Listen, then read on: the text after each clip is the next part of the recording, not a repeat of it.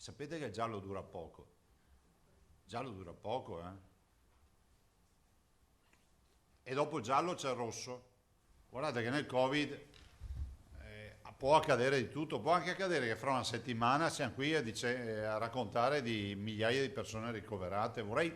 Questo vorrei sottolinearlo. Il presidente Zaia avverte, dalla fascia gialla il passaggio alle successive può essere molto veloce. Nel consueto punto stampa il governatore ha voluto spegnere facili entusiasmi lanciando un appello ai cittadini. Non ci deve essere entusiasmo oltre misura.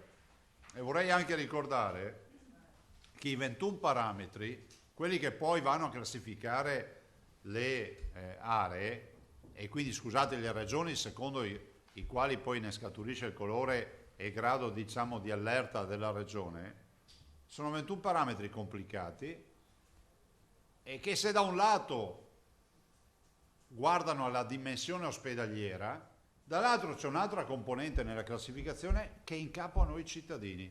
Per questo Zaia insiste sui comportamenti da tenere. Guardate che abbiamo una strage di contact tracing ricostruiti con infezioni domiciliari tra parenti e l'altra grande quantità di infezioni avviene nelle cene tra amici, nelle cene aziendali.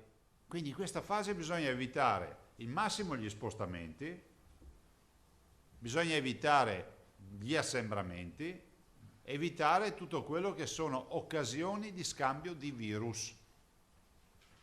Io ho l'obbligo di dirvelo, perché al di là di questa festa, di questo risultato dell'area gialla, il tema è che il virus c'è e dopo il giallo o si resta sul giallo perché il semaforo si incanta oppure si passa a rosso.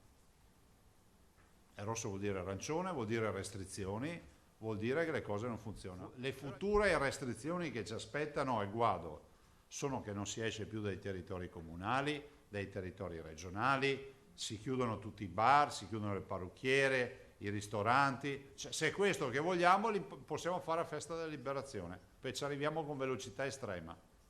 E quindi una preghiera ai veneti, che sono sempre stati persone per bene. E guardate che questa non è una reprimenda, perché la stragrande maggioranza dei veneti porta la mascherina. Questo è un richiamo ancora ai pochi irriducibili che pensano che sia un'invenzione. Io vorrei che questa comunità ne uscisse a testa alta, ne uscisse con il minor numero di decessi possibile e con il minor numero di danni possibili. Quindi partiamo da un buon punto, che siamo nell'area gialla, cerchiamo di non guadagnarci l'area rossa.